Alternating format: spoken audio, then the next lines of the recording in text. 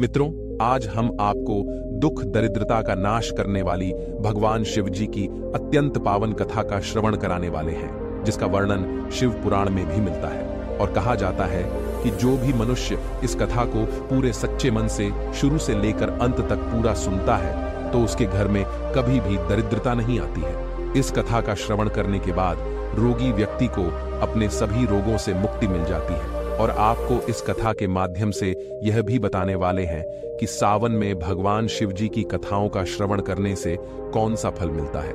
इसलिए आप सभी लोग इस कथा का श्रवण शुरू से लेकर अंत तक पूरा करना।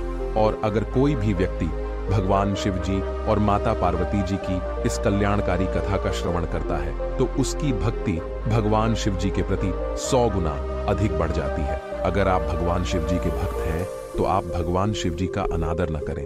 इस पावन कथा को शुरू करने से पहले अगर आप सभी लोगों ने अभी तक वीडियो को लाइक नहीं किया है तो वीडियो को लाइक अवश्य करें और कमेंट बॉक्स में हर हर महादेव लिखें। मित्रों, आप लोगों का ज्यादा समय नष्ट न करते हुए कथा को शुरू करते हैं। मित्रों, एक समय की बात है, किसी नगर में एक पंडित रहता था। वह जन्म से ही बहुत गरीब था और वह पंडित अपनी पत्नी और अपने पुत्र के साथ रहता था। उसके पुत्र का नाम सोमनाथ था। वह पंडित प्रतिदिन सुबह उठकर स्नान आदि करने के बाद तुलसी के पौधे पर जल चढ़ाता था और वह प्रतिदिन उस नगर के सभी घरों में जाकर कथाएं सुनाता था। लेकिन उस पंडित द्वारा किए गए ये सभी कार्य उसकी पत्नी को बिल्कुल भी पसंद नहीं थे, क्योंकि उस पंडित की पत्नी कई वर्षों से भगवान भोलेनाथ का पूजा पाठ किया करती थी और सावन के सभी सोमवारों को उपवास भी रखती थी। लेकिन इतना सब कुछ करने के बाद भी उसे गरीबी का ही सामना करना पड़ रहा था। इसलिए वह पंडित की पत्नी भगवान भोलेनाथ से बहुत ही नाराज हो गई और उनका पूजा पाठ करना सब कुछ छोड़ दिया। इसी तरह से वह पंडित जब तक युवा था तब तक वह कहीं न कहीं से भगवान भोलेनाथ की कथा सुनाकर या पूजा पाठ करने के बाद उसे जो धन मिलता था उसी धन से वह अपने परिवार का पालन पोषण करता था। फिर एक दिन उस पंडित की पत्नी ने दोबारा भगवान भोलेनाथ की पूजा अर्चना करना शुरू कर देती है। वह अपने मन में यह सोचकर भगवान भोलेनाथ की पूजा अर्चना किया करती थी कि एक दिन तो ऐसा जरूर आएगा जब मेरी भी सभी मनोकामनाएं पूर्ण होंगी, मेरी भी गरीबी दूर होगी। लेकिन उसके द्वारा इतनी पूजा पाठ करने के बाद भी उसे अपने पूजा पाठ करने का कोई फल नहीं मिल पा रहा था, जिससे वह बहुत ही दुखी हो जाती है और मन ही मन अपने आप को कोसने लगती है कि हमने ऐसा कौन सा पाप किया है जिसकी वजह से हमें इतनी गरीबी का सामना करना पड़ रहा है। अब धीरे धीरे वह पंडित और उसकी पत्नी दोनों ही बहुत बूढ़े हो चुके थे और अब उस पंडित के शरीर में इतनी शक्ति भी नहीं बची थी कि वह किसी नगर में भगवान भोलेनाथ की कथा करने के लिए जा सके। अब वह पंडित भी हमेशा बीमार रहने लगा था, क्योंकि उसे कई बीमारियों ने घेर लिया था और उसके घर को चलाने वाला कोई नहीं था। इसलिए वह पंडित भी चिंतित रहने लगा था। धीरे धीरे से उसके घर में कुछ नहीं बचा, उसे दाने दाने के लिए जूझना पड़ गया था। तब वह पंडित की पत्नी बहुत ही क्रोधित हो जाती है और एक बार फिर से क्रोध में आकर भगवान भोलेनाथ की पूजा अर्चना करना छोड़ देती है और अपने पति से भी भगवान भोलेनाथ की पूजा अर्चना करने से मना करने लगती है। लेकिन वह पंडित भगवान भोलेनाथ की पूजा अर्चना करना नहीं छोड़ता है। तब एक दिन वह क्रोधित होकर अपने पति से कहती है, हे नाथ, हम दोनों ये कब तक भगवान भोलेनाथ की पूजा अर्चना करते रहेंगे? क्योंकि भगवान शिव शंभू की पूजा अर्चना करते करते हम दोनों बहुत ही बूढ़े हो चुके हैं, लेकिन अभी भी हमें इतनी पूजा पाठ करने का कोई फल प्राप्त नहीं हुआ है। हम इतनी गरीबी से जूझ रहे हैं, यहाँ तक हमारी गरीबी दूर ही नहीं हुई है, बल्कि हम इसके उल्टा पहले से और भी ज्यादा गरीब हो गए हैं। पहले तो कुछ ठीक भी था, लेकिन अब तो दाने दाने के लिए रोना पड़ रहा है। उस पंडित की पत्नी उस पंडित से आगे कहती है, हे नाथ, मैं ही मूर्ख हूँ जो मैंने एक बार भगवान भोलेनाथ की पूजा अर्चना करना बंद करके दोबारा से शुरू कर दी और मैंने सावन के सभी सोमवारों को न तो दिन देखा न रात देखी। दिन से रात तक भगवान भोलेनाथ की पूजा अर्चना की और उपवास भी रखा। प्रतिदिन जप तप करके अपने ही शरीर को कमजोर कर लिया। यह सब करने के बाद भी मुझे इसका कोई फल नहीं मिला। और अब तुम्हारा शिव क्या देगा जो तुम प्रतिदिन शिवलिंग पर जल अर्पित करते हो? मित्रों, अपनी पत्नी की बात सुनकर वह पंडित उसे कुछ भी नहीं कहता है, क्योंकि उसे अपने आराध्य भगवान भोलेनाथ पर पूरा विश्वास था। उधर उसका पुत्र सोमनाथ अभी शिक्षा ग्रहण कर रहा था और कुछ ही दिनों में उसकी शिक्षा दीक्षा पूरी हो गई। वह अपनी शिक्षा दीक्षा पूरी करके अपने घर आ गया और जब उसने अपने माता पिता को कष्ट में देखा तब वह अपने आने वाले भविष्य के बारे में ज्यादा न सोचकर उसने अपने माता पिता की सेवा करनी शुरू कर दी।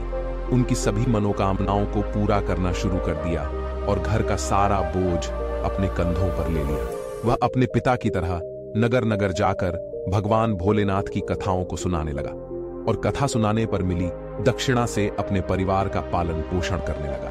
ऐसे ही कई वर्ष गुजर जाते हैं, लेकिन एक दिन की बात है, सोमनाथ उस नगर के भगवान शिव के प्रसिद्ध मंदिर में पूजा अर्चना करने के बाद वहां पर उपस्थित शिव भक्तों को भगवान भोलेनाथ की पावन कथा का श्रवण कराते हुए कहता है कि जो भी भगवान भोलेनाथ की इस पावन कथा को सच्चे मन से श्रवण करता है उनकी भगवान भोलेनाथ सभी मनोकामनाएं पूर्ण कर देते हैं। सोमनाथ की यह बात उस नगर का राजा उस मंदिर में आए हुआ था, वही इस बात को राजा सुन लेता है और उसे यह बात बहुत ही अच्छी लगती है। इसीलिए वह सोमनाथ के पास पहुंचकर उससे कहता है, मुझे तुम्हारी यह कथा बहुत ही अच्छी लगी, किंतु क्या तुम आज से प्रतिदिन राजकुमारी को भगवान भोलेनाथ की कथाओं को श्रवण कराओगे? क्योंकि मैं चाहता हूं कि मेरी पुत्री को अच्छा वर मिले और इसके लिए मैं तुमको प्रतिदिन दक्षिणा के रूप में ढेर सारा धन दूंगा। राजा की ऐसी बातों को सुनकर सोमनाथ बहुत ही प्रसन्न हो जाता है और राजकुमारी को प्रतिदिन कथाओं का श्रवण कराने की हामी भर देता है। फिर उसके बाद राजा ने सोमनाथ को अपने राजमहल में राजकुमारी को प्रतिदिन कथाओं का श्रवण कराने के नियुक्त कर लिया और अब सोमनाथ प्रतिदिन उस नगर के राजा की पुत्री को कथा सुनाने लगा और राजकुमारी को कथा का श्रवण कराने पर दक्षिणा के रूप में जो कुछ धन मिलता था उसी धन से वह अपने परिवार का पालन पोषण करने लगा। किंतु सोमनाथ की माता को यह बात अच्छी नहीं लगती थी और वे इस पर प्रसन्न भी नहीं रहती थी, क्योंकि उन्हें अपने पुत्र के आने वाले भविष्य की चिंता थी। इसीलिए वे प्रतिदिन इस बात को लेकर बहुत ही चिंतित रहती थी।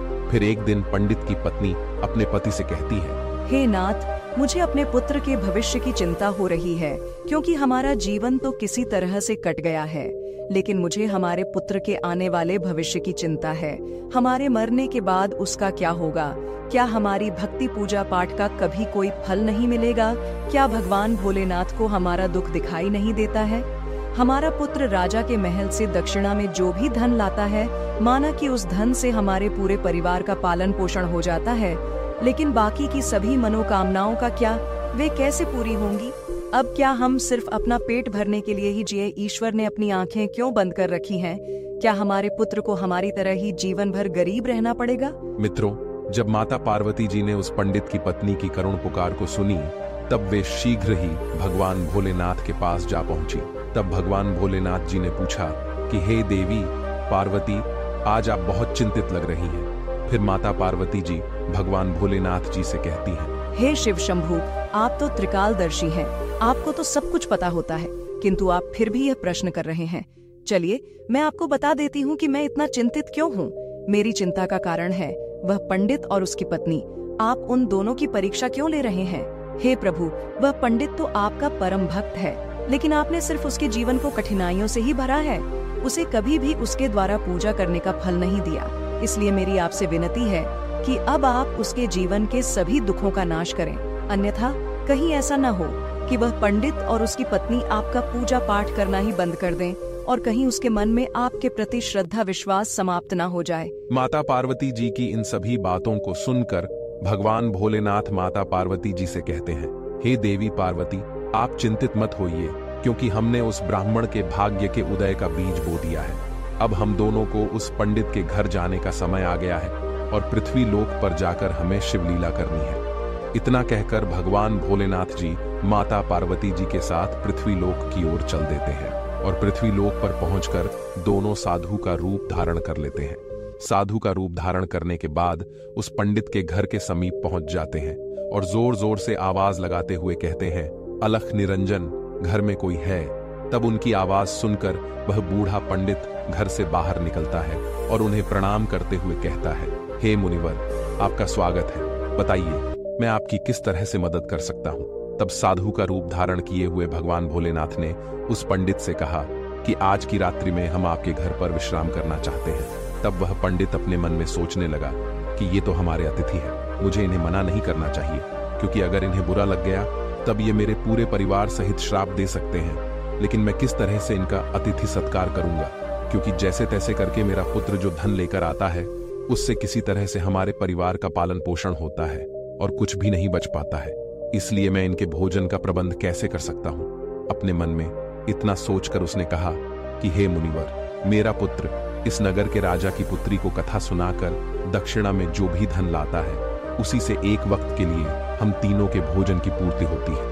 इसलिए मैं कुछ भी करके सिर्फ एक समय के लिए ही भोजन का प्रबंध कर सकता हूँ। तब साधु का रूप धारण किए हुए भगवान भोलेनाथ जी ने उस पंडित को एक पात्र देकर उससे कहा, हे पुत्र, आज से तुम अपनी पत्नी से कह देना कि इस पात्र में भोजन बनाया करो, तो हम सभी के लिए दोनों वक्त का भोजन बन जाया करेगा। फिर इस प्रकार से उस पात्र में भोजन बनाने से सभी के लिए दोनों वक्त के भोजन की पूर्ति हो जाती है। यह दृश्य देखकर तीनों बहुत ही आश्चर्य में पड़ गए थे और बहुत ज्यादा भयभीत भी हो गए थे।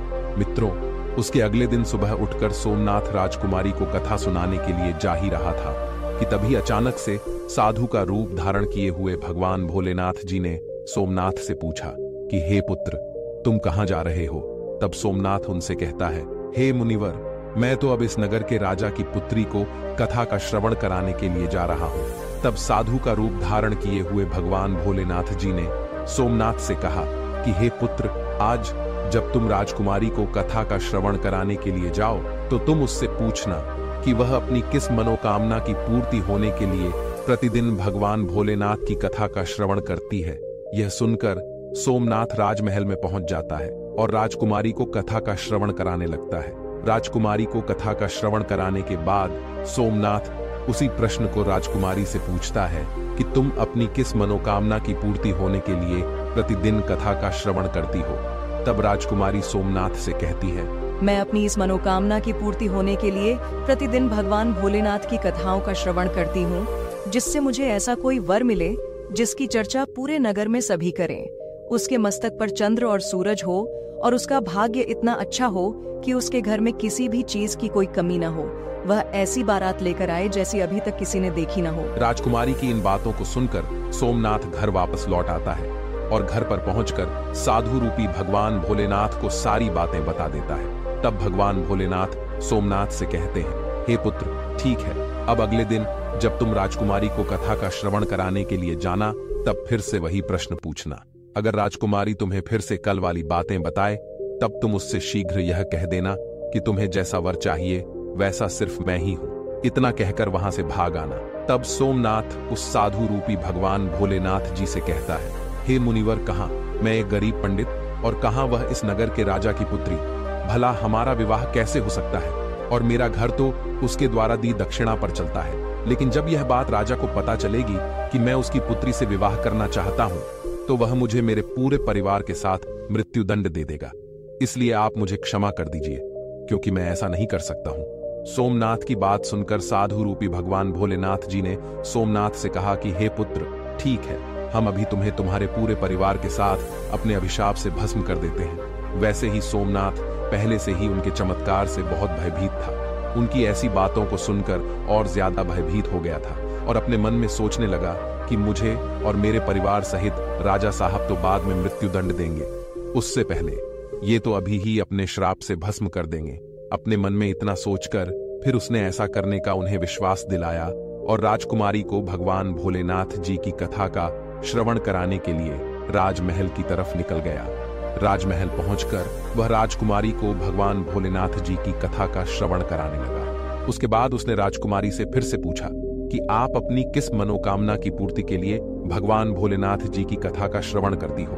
तब राजकुमारी ने फिर वही जवाब दिया जो उसने पहले दिन दिया था। उसके बाद सोमनाथ ने राजकुमारी से कहा कि हे राजकुमारी, तुम्हें जैसा वर चाहिए वैसा वर मैं ही हूं। इतना कहकर सोमनाथ शीघ्र राजमहल से भागकर अपने घर आ गया। लेकिन सोमनाथ की ऐसी बातों को सुनकर राजकुमारी बहुत ही क्रोधित हो गई। फिर उसने अपनी एक दासी को बुलाकर उसे सब कुछ बता दिया और कहा कि मेरी यह पूरी बात पिताजी को बता देना। फिर जब यह बात राजा को पता चली तब वह भी सोमनाथ पर बहुत क्रोधित हो गया और उसने राजकुमारी को भरोसा दिलाया कि उस उदंड पंडित को इसके लिए अवश्य सजा मिलेगी। फिर राजा ने शीघ्र ही अपने मंत्रियों को दरबार में बुला लिया और उनसे विचार विमर्श करने लगा। तभी उसके महामंत्री ने उस राजा से कहा कि हे राजन, उसने अपराध तो फांसी दिए जाने वाला किया है, लेकिन वह तो एक पंडित है, क्योंकि अगर आप उसे फांसी दे देते हो तब आपको एक ब्रह्म हत्या का घोर पाप लगेगा। इसलिए हमें उसे कुछ अलग से दंडित करना चाहिए, जिससे आपको ब्रह्म हत्या का घोर पाप भी न लगे। मित्रों, फिर राजा काफी देर तक विचार विमर्श किया और अपने कुछ सैनिकों को बुलाकर उनसे कहा कि उस पंडित के घर जाओ और उससे कह देना कि राजा साहब तुम्हारे साथ अपनी पुत्री का विवाह करने के लिए तैयार है, लेकिन उनकी कुछ शर्तें हैं जिन्हें अगर आप पूरा नहीं कर पाए तो तुम्हें और तुम्हारे पूरे परिवार के साथ मृत्युदंड दे देंगे। राजा साहब की पहली शर्त है कि सभी बारातियों के ठहरने के लिए कई सारे बारात घर बनाए जाएं। सभी बारात घर बारातियों से भरे होने चाहिए, कोई भी बारात घर खाली नहीं बचना चाहिए। दूसरी शर्त यह है कि बारातियों के अतिथि सत्कार में बनाया गया भोजन बचना नहीं चाहिए। तीसरी शर्त यह है कि ऐसी अद्भुत बारात होनी चाहिए जिसकी प्रशंसा इस नगर के सभी लोग करें, और अगर बारात के पहुंचने पर हमारी कोई भी शर्त अधूरी पाई जाती है तब बारात में आए हुए सभी बारातियों को भी मृत्युदंड दे दिया जाएगा। राजा का आदेश पाकर वे सैनिक सोमनाथ के घर की तरफ निकल जाते हैं। उधर सोमनाथ घर पहुंचकर साधु रूपी भगवान भोलेनाथ जी को सारी बात बता देता है कि आपके कहे अनुसार कहने पर राजकुमारी बहुत ही क्रोधित हो गई थी। अब शीघ्र ही फांसी का संदेश पहुंचने ही वाला है। इतने में राजा के वे सैनिक जोर जोर से दरवाजा खटखटाने लगते हैं। दरवाजा खटखटाने की आवाज सुनकर सोमनाथ के पिता दरवाजा खोलते हैं। तब वे सैनिक उसके पिता से कहते हैं, क्या तुम्हारा ही पुत्र राजकुमारी से विवाह करना चाहता है? चलो ठीक है। राजा साहब ने भी अपनी पुत्री से विवाह करने के लिए अनुमति दे दी है, लेकिन राजा साहब की कुछ शर्तें हैं जिन्हें पूरा करना ही पड़ेगा, नहीं तो तुम्हारे पूरे परिवार को मृत्युदंड दे दिया जाएगा। उन सैनिकों की बात सुनकर सोमनाथ के पिता बहुत ही भयभीत हो जाते हैं और उनसे कहते हैं, हे सैनिकों, हमें राजा साहब की किन शर्तों को पूरा करना पड़ेगा, उन शर्तों हमें बताने का कष्ट करें। तब राजा के वे सैनिक सोमनाथ के पिता से कहते हैं, हे ब्राह्मण, राजा साहब की पहली शर्त है कि सभी बारातियों के ठहरने के लिए कई सारे बारात घर बनाए जाएं। सभी बारात घर बारातियों से भरे होने चाहिए, कोई भी बारात घर खाली नहीं बचना चाहिए। दूसरी शर्त यह है कि बारातियों के अतिथि सत्कार में बनाया गया भोजन बचना नहीं चाहिए। तीसरी शर्त यह है कि ऐसी अद्भुत बारात होनी चाहिए जिसकी प्रशंसा इस नगर के सभी लोग करें, और अगर बारात के पहुंचने पर हमारी कोई भी शर्त अधूरी पाई जाती है तब बारात में आए हुए सभी बारातियों को भी मृत्युदंड दे दिया जाएगा।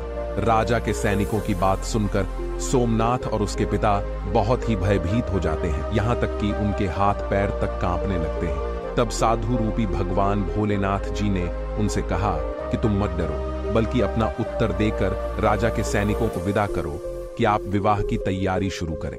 हम बारात वाले दिन बारात लेकर पहुंच जाएंगे। फिर सोमनाथ ने अपना उत्तर उन सैनिकों को बताकर उन्हें विदा कर दिया, और वह सैनिक राजमहल पहुंचकर राजा को सारी बातें सुना देते हैं। लेकिन जब राजा को सोमनाथ की तरफ से सकारात्मक उत्तर प्राप्त होता है तब वह बड़े ही आश्चर्य में पड़ जाता है और वह अपने मन में सोचने लगता है, आखिर वह गरीब पंडित किसके भरोसे पर इतनी दुर्लभ शर्त के बावजूद भी मेरी पुत्री से विवाह करने के लिए तैयार है? क्या मेरा कोई दुश्मन उसका साथ दे रहा है? इसी तरह के कई विचार उसके मन में उठते रहते थे। उसके बाद उसने उस नगर के कई घरों को बारात घर की तरफ सजवा दिया और कई सारे तंबू का प्रबंध भी कर दिया। राजा यह सब यह सोचकर कर रहा था कि कहां वह पंडित इतने अधिक बारातियों को ला पाएगा, और जब अधिक बाराती न आने पर वह मेरी शर्त हार जाएगा, फिर वह उसे पूरे परिवार सहित मृत्युदंड दे देगा। इधर सोमनाथ उस नगर में जिसे भी अपनी बारात में चलने के लिए कहता था, वह उसे यह कहकर मना कर देता था कि नहीं, मुझे इतनी जल्द नहीं मरना है, तुम्हारा तो अंतिम समय निकट आ गया है, इसलिए हम तुम्हारे साथ बारात में मरने के लिए क्यों जाए। उन सभी की ऐसी बातों को सुनकर सोमनाथ बहुत ही परेशान रहने लगा था, क्योंकि अभी तक उसके साथ बारात में चलने के लिए कोई भी व्यक्ति तैयार नहीं हुआ था। फिर विवाह का दिन भी आ गया और विवाह वाले दिन सोमनाथ और भी ज्यादा चिंतित था। जब साधु रूपी भगवान भोलेनाथ जी ने सोमनाथ को बहुत परेशान देखा, तब वे सोमनाथ से बोले कि हे पुत्र, आज तो तुम्हारा विवाह है और आज के दिन भी तुम इतना परेशान हो रहे हो। बताओ, तुम किसी बात को लेकर इतना चिंतित हो रहे हो? तुम हमारे रहते हुए चिंतित मत हो, हम तुम्हारे साथ हैं। तब सोमनाथ ने भगवान भोलेनाथ जी से कहा कि हे मुनिवर, क्या फायदा आपको बताने का, मेरा तो भाग्य ही खराब है।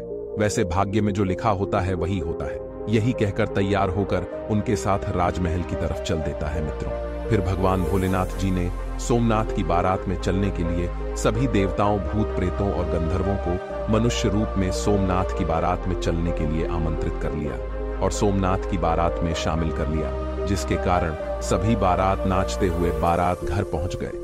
जब सोमनाथ की बारात पहुंची तब इतने सारे बाराती आए हुए थे कि राजा द्वारा सजवाए गए सभी बारात घर और यहाँ तक कि सभी तंबू बारातियों से भर गए और कुछ बारात तो बिना तंबू के बाहर ही रह गए। फिर जब राजा के पास सूचना भिजवाई गई कि बारातियों के ठहरने के लिए बारात घर और तंबुओं में जगह नहीं बची है, ठहरने के लिए और प्रबंध कराया जाए, तब राजा अपने मन में सोचने लगा कि अभी तो कोई भी उसके साथ बारात में आने के लिए तैयार नहीं था और अब कहां से इतने बाराती आ गए हैं, मुझे एक बार चलकर देखना चाहिए। इतना सोचकर राजा तुरंत ही वहां पहुंच गया और जब भगवान भोलेनाथ जी ने राजा को बारात में आया हुआ देखा तब उन्होंने शुक्र और शनिदेव को बच्चा का रूप धारण करवा दिया और उन्हें भूख के कारण विलाप करवा दिया। इधर जब उस राजा ने दोनों बच्चों को जोर जोर से विलाप करते हुए देखा तब उसने भगवान भोलेनाथ जी के पास पहुंचकर उनसे पूछा कि हे महात्मा, ये बच्चे इतना विलाप क्यों कर रहे हैं? तब साधु रूपी भगवान भोलेनाथ जी ने उस राजा को जवाब देते हुए कहा कि ये दोनों बच्चे बहुत भूखे हैं, इसलिए ये इतना विलाप कर रहे हैं। फिर राजा ने उन दोनों बच्चों को भोजन करने वाले स्थान पर भेज दिया। उसके कुछ ही देर बाद राजा के सैनिकों ने उनके पास आकर बताया कि हे राजन, वे दोनों बच्चों ने तो सारा भोजन समाप्त कर दिया है और फिर भी वे दोनों जोर जोर से चिल्ला रहे हैं कि उन्हें भूख लगी है। अपने सैनिकों की ऐसी बातों को सुनकर राजा बहुत ही परेशान हो जाता है, क्योंकि अब उसका सारा अहंकार चूर चूर हो गया था। फिर वह साधु रूपी भगवान भोलेनाथ जी के चरणों में अपने दोनों हाथों को जोड़कर बैठ गया और उनसे कहने लगा कि हे साधु महाराज, अब मेरी लाज आपके ही हाथ में है। तब भगवान भोलेनाथ जी ने उस राजा से कहा कि कोई बात नहीं, सब कुछ ठीक हो जाएगा, आप राजमहल जाकर बारात की अगुवानी की तैयारी शुरू कीजिए। फिर राजा ने उस नगर के सभी घरों को अच्छी तरह से सजवाया और पूरे नगर को एकदम दुल्हन की तरह सजाया गया। सोमनाथ भी विवाह की पोशाक में किसी राजकुमार से कम नहीं लग रहा था। सोमनाथ के सेहरे को चांद और सूरज से सजाया गया था और अगुवानी के समय सोमनाथ एक सुंदर से रथ में बैठकर राजमहल की तरफ जाने लगा। उस रथ के आगे कई सारे बाराती बैंड बाजे नाच रहे थे और कई बाराती हाथ में मुद्राएं लेकर एक दूसरे पर न्योछावर करके इधर उधर उछाल रहे थे। सोमनाथ की बारात के ऐसे दृश्य को देखकर उस नगर के कुछ लोग कहने लगे कि इस पंडित का भाग्य तो देखो, इसके मस्तक के सेहरे को चांद और सूरज से सजाया गया है और इसके चारों तरफ से इस प्रकार धन लक्ष्मी उछाली जा रही है जैसे किसी धनवान राजा की बारात निकल रही है, और ऐसी बारात तो हमने अपने जीवन में कभी देखी भी नहीं है और ना आगे देखने की उम्मीद है। यह पंडित तो भाग्य का बहुत धनी है। प्रजा की ऐसी बातों को सुनकर माता पार्वती जी भगवान भोलेनाथ जी से कहती हैं, हे प्रभु, यह तो सत्य है कि आपकी कृपा जिस भी मनुष्य पर हो जाती है उसके लिए अन्न धन भंडार के ताले खुल जाते हैं। तब भगवान भोलेनाथ जी माता पार्वती जी से कहते हैं, हे देवी पार्वती, जो भी भक्त मेरी श्रद्धा भाव से पूजा अर्चना करते हैं, मैं उनकी पूजा अर्चना का फल अवश्य देता हूँ और उन्हें तभी तक दुखों को झेलना पड़ता है जब तक कि उनके पाप कर्म नष्ट नहीं हो जाते हैं। जैसे ही उनके पुण्य कर्मों का उदय होता है वैसे ही उसके भाग्य के बंद पड़े दरवाजे खुल जाते हैं। फिर सोमनाथ और राजा की पुत्री का विधि पूर्वक विवाह हो जाता है और वह राजकुमारी को डोली में बिठाकर अपने घर ले आता है। मित्रों, जो भी भक्त सावन मास में प्रतिदिन भगवान भोलेनाथ जी की कथाओं का श्रवण किया करती है, उसे भी राजकुमारी की तरह ही सुंदर वर प्राप्त होता है, क्योंकि राजकुमारी ने प्रतिदिन भगवान भोलेनाथ जी की कथाओं का श्रवण किया था, इसलिए उसे उसकी कामना के अनुसार अच्छा वर मिला था। भगवान भोलेनाथ जी और माता पार्वती जी की कृपा से अब सोमनाथ बहुत ही धनवान व्यक्ति बन गया था। उसके घर में किसी भी चीज की कोई कमी नहीं थी। उसके बाद सोमनाथ की मां ने फिर से भगवान भोलेनाथ जी की पूजा अर्चना करना शुरू कर दी और प्रतिदिन ढेर सारा धन गरीबों में बांटना शुरू कर दिया और साथ ही साथ वह प्रतिदिन भगवान भोलेनाथ जी की कथाओं का श्रवण भी करने लगी थी। मित्रों, भगवान भोलेनाथ जी की प्रतिदिन कथाओं का श्रवण करने और पूजा अर्चना करने का शुभ फल प्राप्त होता है। इसलिए एक बार सावन मास में भगवान भोलेनाथ जी और माता पार्वती जी की कथा का श्रवण अवश्य करें। इससे आपकी सभी मनोकामनाएं अवश्य ही पूर्ण हो जाएगी। मित्रों, आप सभी लोगों को सावन मास में भगवान भोलेनाथ जी और माता पार्वती जी की यह पावन कथा कैसी लगी, आप कमेंट में अवश्य बताइएगा। और अगर आप सभी लोगों ने अभी तक हमारे चैनल को सब्सक्राइब नहीं किया है तो ऐसी ही ज्ञानवर्धक कहानियों के आप सभी लोग हमारे चैनल को भी सब्सक्राइब करें। साथ ही साथ कमेंट बॉक्स में हर हर महादेव लिखना ना भूलें। मित्रों, वीडियो को यहाँ तक देखने के लिए आप सभी लोगों का दिल से धन्यवाद।